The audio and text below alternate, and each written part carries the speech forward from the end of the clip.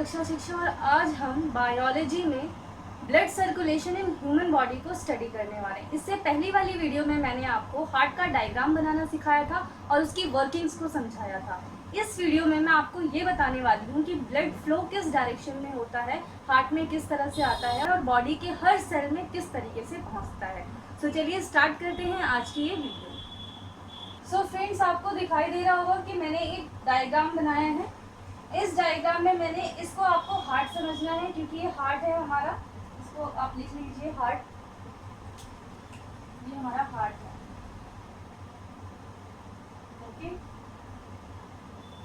अब होता ये है कि हमारा जो हार्ट है वो 4 चैम्बर्स में डिवाइड होता है। ये साइड लेफ्ट होती है, ये साइड राइट होती है। ऊपर वाले पार्ट को हम ऑट्रियम कहते हैं, नीचे वाले पार्ट्स को हम वेंट्रिकल्स कहते हैं। सो ये हो गया लेफ्ट ऑट्रियम, ये हो गया लेफ्ट वेंट्रिकल, ये राइट ऑट्रियम एंड ये राइट वेंट्रिकल हो गया। चलिए, अब ये हार्ट का पोर्शन था। अब मैं बताती हूँ कि ब्लड फ्लो कहाँ से शुरू होता है और बॉडी में किस तरह से ये पूरा सर्कुलेट होता है। सो स्टार्ट यहाँ से होता है। अब सर्कुलेशन ह्यूमन बॉडी के अंदर 2 पार्ट्स में होती है। इस ऊपर वाले पार्ट को हम पल्मोनरी सर्कुलेशन कहते हैं और जो नीचे वाला सर्कुलेशन होता है उसको हम सिस्टेमिक सर्कुलेशन कहते हैं। इसीलिए ह्यूमन बॉडी में कहा जाता है कि डबल सर्कुलेशन होता है। एक पूरी जो साइकिल होती है सर्कुलेशन की, उसमें 2 बार सर्कुलेशन होता है। सो इस तरह से एक पूरा कंप्लीट करने के लिए 2 टाइम्स में इसको सर्कुलेट किया जाता है। तो चलिए स्टार्ट करते हैं। सबसे पहले पल्मोनरी वीन्स क्या करती हैं, लंग से ऑक्सीजनेटेड ब्लड मीन्स ऑक्सीजन वाला ब्लड जो होता है उसको कहाँ लेकर आएंगी, लेफ्ट ऑट्रियम में। इट मीन्स कि ये जो ब्लड है ये प्यूरिफाइड है ऑलरेडी, किससे, लंग्स ने इसको प्यूरिफाइड कर दिया है। सबसे पहले यहाँ से ड्रॉ करते हैं हम। ये रेड कलर से मैं इसको इसलिए बना रही हूँ क्योंकि ये ऑक्सीजनेटेड ब्लड प्योरीफाइड ब्लड होता है।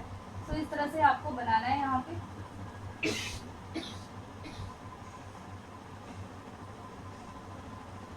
इसके बाद जो ये ब्लड है हमारा, ये आता है लेफ्ट ऑट्रियम में। सो लेफ्ट ऑट्रियम में आने के बाद यहाँ पे इसमें प्रेशर क्रिएट होता है। जब प्रेशर क्रिएट होता है सो ये वॉल्व खुल जाती हैं। वॉल्व का मतलब समझिए, हमेशा ब्लड एक ही डायरेक्शन में जाएगा, वो बैक नहीं हो सकता। मीन्स अगर ऐसे है ये, सो ब्लड अगर नीचे चला गया सो वो बैक नहीं होगा, ये इसको वापस नहीं आने देंगे ब्लड को। ये सिर्फ एक ही डायरेक्शन में जाता है, बैक नहीं होगा।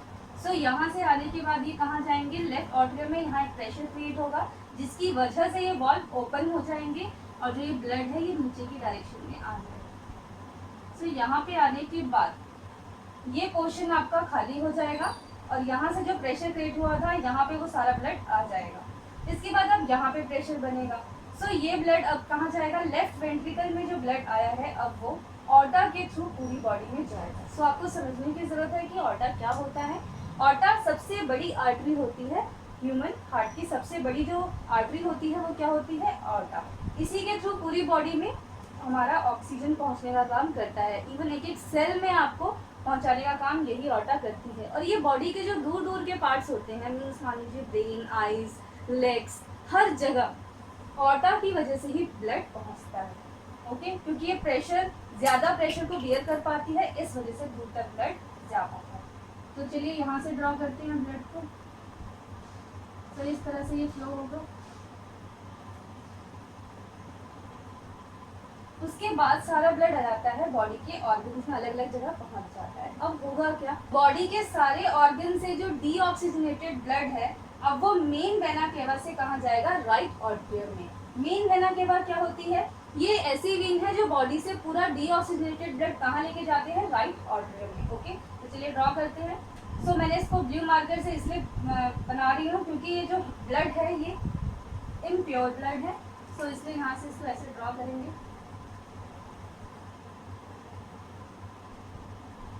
ये ब्लड कहाँ पे आ जाएगा, राइट ऑट्रियम में। सो राइट ऑट्रियम में आने के बाद यहाँ पे प्रेशर क्रिएट होगा। प्रेशर क्रिएट होगा जिसकी वजह से इसके अंदर ये जो वॉल्व है वो ओपन हो जाएंगे। यहाँ पे खून एक साथ, ब्लड एक साथ पूरा आएगा। सो यहाँ पे ज़्यादा प्रेशर हो जाएगा। प्रेशर की वजह से ये वॉल्व हमारे खुल जाएंगे। ये वॉल्व 1 थी, ये वॉल्व 2 होती है। सो यहाँ से जो वॉल्व ओपन हो जाएगी और जो ब्लड है हमारा वो राइट वेंट्रिकल के अंदर आ जाएगा।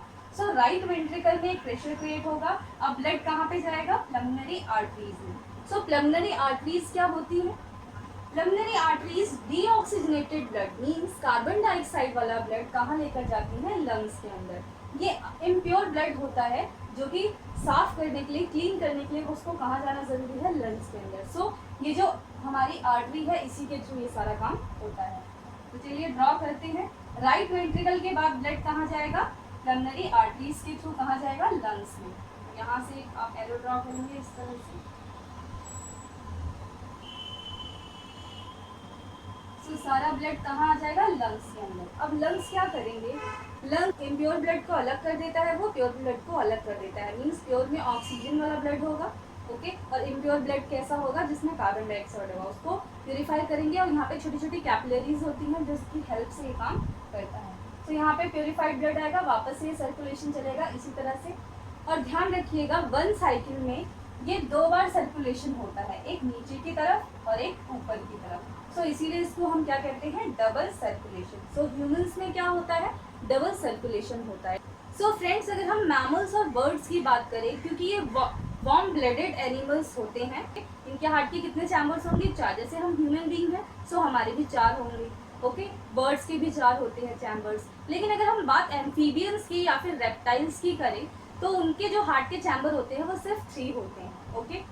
उसके बाद अगर हम बात करें फिश वगैरह की जो कि कोल्ड ब्लडेड होते हैं, सो उनके जो चैम्बर्स होते हैं वो सिर्फ 2 ही होते हैं, एक ही सर्कुलेशन होता है, उनके अंदर डबल सर्कुलेशन नहीं होता है। सो फ्रेंड्स, आपने कभी सोचा है कि हमारा जो हार्ट होता है वो हर वक्त बीट क्यों करता रहता है?